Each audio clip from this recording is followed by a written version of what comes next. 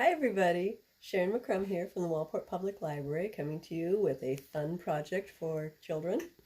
This is based on a book called What Shall I Grow? A library book. That's one of my favorites. I used to use this one a lot with kids when I was teaching in preschool and kindergarten. Today we are going to make green-haired creatures. For this project, you'll need potting soil or soil that you dig up from your yard, and grass seed if you have it. If you don't have grass seed but you have some seed packets, go ahead and try it, especially like something like alyssum that presses through easily. You'll need a sock, maybe one that you've already had that doesn't have its match anymore. You will need some pins, and you will need scissors, and you will need a mug and water and a rubber band. Okay, let's get started. First thing we're going to do is we're going to take the sock, put it in water, make sure it's nice and wet, and you're going to take that sock and you're going to put it in your mug. With this kind of sock, I take it and I put it all the way over the handle. And I'm going to put my hand in just to make sure that the sock is really at the bottom there. There you go. Otherwise, it tends to fill up kind of strange. So, it'll look kind of like this. There you are. Next thing is you're going to take some grass seed. This is Bare Spot Repair. And you take a nice, healthy handful like this. There you go. Lots of colors in that grass seed. Isn't that cool looking? Okay. All right, so I'm going to put it in. There we are. It's right down at the toe. That's where you want it. Okay. Then I've put my potting soil in a bowl, and I've got a nice big spoon. And I'm going to put it in there. I'm going to tap it down so it fills really well.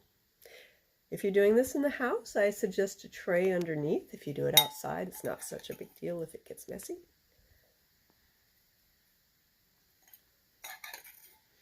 Okay, fill it up full.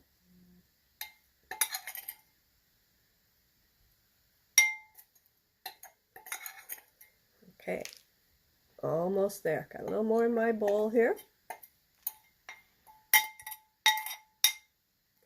Okay. Okay, got that. Take it by that off there. Then I'm gonna do that. Push it all the way down like that. See?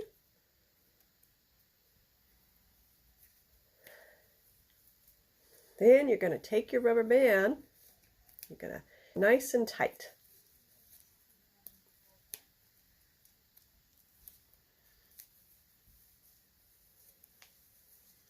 Okay, bring it together.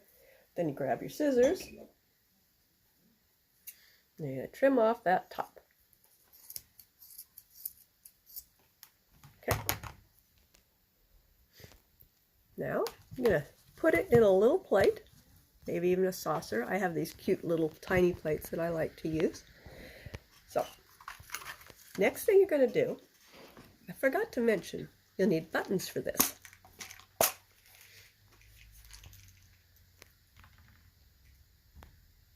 You're going to pick out a couple buttons. I'm going to pick out a couple of blue buttons for eyes.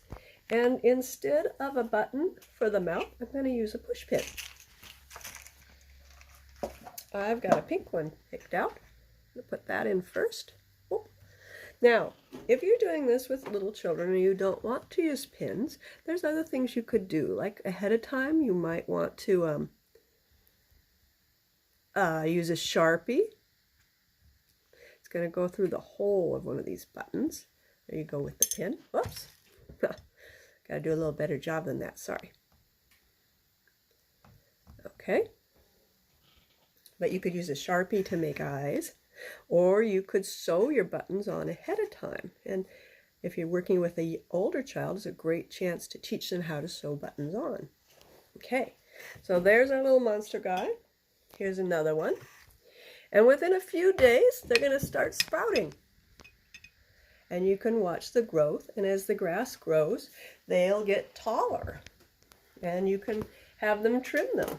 If you eventually want to, you could even put it out in your yard to fill in spots in your yard without the sock and pins and stuff, of course.